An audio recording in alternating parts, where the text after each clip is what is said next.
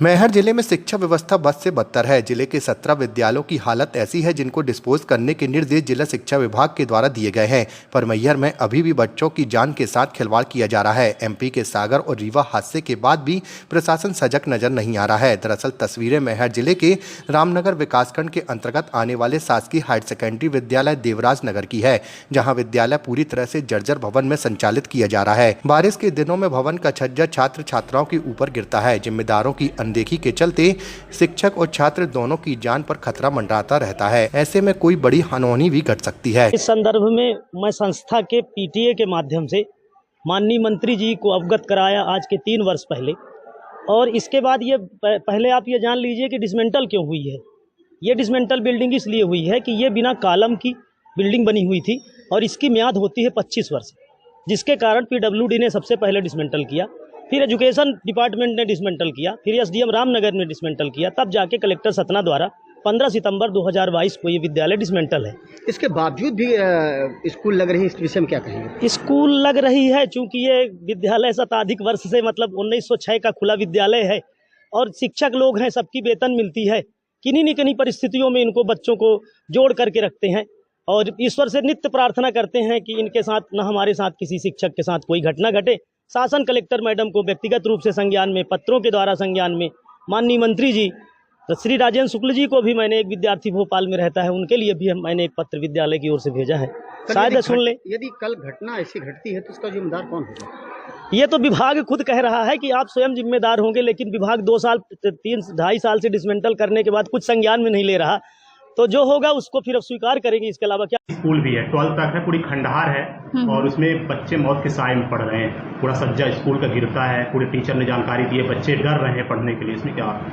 इसको मैं शिक्षा विभाग से बात करके देख लेती हूँ कि क्या उसकी पीडब्ल्यूडी से कंडेम की परमिशन आ चुकी है या नहीं आ चुकी है। अगर आ गई होगी तो वैकल्पिक व्यवस्था करवा करके ज़रूर उसको किया गया है। देखा जाए तो स्थिति बड़ी जर्जर, इसके बावजूद भी आप स्कूल लगा रहे, क्या कारण? सर क्या करें, हम लोग बंधे हैं, सरकारी कर्मचारी हैं, जबकि शासन का आदेश है कि किसी भी हालत में अगर जर्जर जमीन मतलब विद्यालय है उसमें नहीं लगाना है। इसके बावजूद भी हम लोग छात्रों को किसी न किसी तरह बैठाते हैं। मौसम को अगर देखते हैं तो फिर 1 घंटे बाद छुट्टी भी दे देते हैं। क्या करें, मजबूरी अपने पास है। जबकि शासन द्वारा सन 2022 में इसको पूरी तरह से डिसमेंटल घोषित कर दिया गया है। इसके बावजूद भी हम लोग किसी न किसी तरह से छात्रों को पढ़ाई में कमी नहीं करते हैं। अब जर्जर भवन तो है ही, और छात्रों के हिसाब से हम लोग पूर्ण व्यवस्थाएं नहीं दे पा रहे हैं। और हमारा जो विद्यालय, यहाँ छात्रों की संख्या भी काफ़ी है। मान के चलिए लगभग 300, इन साल 24-25 में 371 के आसपास है हमारा विद्यालय। सह विद्यालय है, यहाँ पर बालक बालिकाएँ दोनों पढ़ने आती हैं और हम लोग उनको विधिवत शिक्षा देते हैं। और कई बच्चों में ये सुनने में आया कि बरसात के समय कई पानी भी कमरे में गिरता है। हाँ, जी, गिर चुका है। प्लास्टर भी गिर चुका है जी। इस विषय में वो आपसे शिकायत की तो आपका इस विषय में क्या? नहीं, शिकायत जब किए तो हम, क्योंकि बरसात के समय छात्रों की संख्या थोड़ा कम रहती है और गार्जियन भी कम भेजते हैं, क्योंकि बिल्डिंग का तो अभाव है, पूरी बिल्डिंग जर्जर है। तो हम लोग जहाँ पर पूर्ण रूप से बिल्डिंग जर्जर है तो वहाँ से उठा करके हम लोग जहाँ कुछ थोड़ा हल्का है वहाँ पर धीरे धीरे उनको बैठाते और शिक्षण का कार्य करवाते हैं। डिसमेंटल भवन में तो जाना भी अलाउ नहीं होता, तो जब इस बिल्डिंग को डिसमेंटल कर दी गई है, हाँ, तो उसके पश्चात भी यहाँ क्लासेस कैसे संचालित? तो हम लोग तो मैं बता तो चुके हैं कि हम लोग सरकारी कर्मचारी होने के नाते बंधे हुए हम लोग छात्रों को कहाँ लेकर चले जाएं।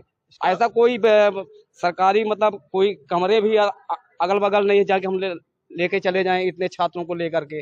ना कोई किराए से मकान भी मिलता है, अगर किराए से कहीं अगर मिलेगा भी तो हमको कोई अलग से बजट नहीं दिया जा रहा है। तो हम तो व्यवस्था आवेदन क्या कभी इस विषय में उच्च अधिकारी को अवगत कराया? जी जी जी, हम लोग जो जून के महीने में लिखित रूप में कई साल से दे रहे हैं कि हमारा पूरा विद्यालय भवन जर्जर है, छात्रों को बैठाने में काफी दिक्कतें जा रही है। तो अब हो गया, पावती रखे अपने पास, इसके विषय में कोई कार्रवाई नहीं हो रही, हम लोग सुन रह जाते हैं। सर मान लीजिए अगर कोई बड़ी घटना हो जाती है, छज्जा गिरता है, हाँ, छात्र चुटाइल होते हैं, हाँ, इसका जवाबदार कौन है? अब जवाबदार तो शासन ने कहा कि उनका संकुल प्राचार्य ही होगा, शासन का निर्देश है। लेकिन हम क्या करें, वही तो स्थिति आ रही है कि अब अभिभावक भी छात्रों को नहीं भेजते हैं, बहुत छात्र कम आते हैं और इसीलिए हमारा जो रिजल्ट है छात्रों की कमी के कारण फिर हर साल थोड़ा डाउन हो जाता है। कितने परसेंट रिजल्ट रहा होगा? अब पिछले साल हमारा 35% था। अब बताइए, जब इसी तरह छात्र में कितने कमरे हैं? कमरे तो कम से कम 15 कमरे हैं, लेकिन एक भी कमरे बैठने योग्य नहीं है। क्या नाम है आपका? राम लखन क्या रावत। बात है?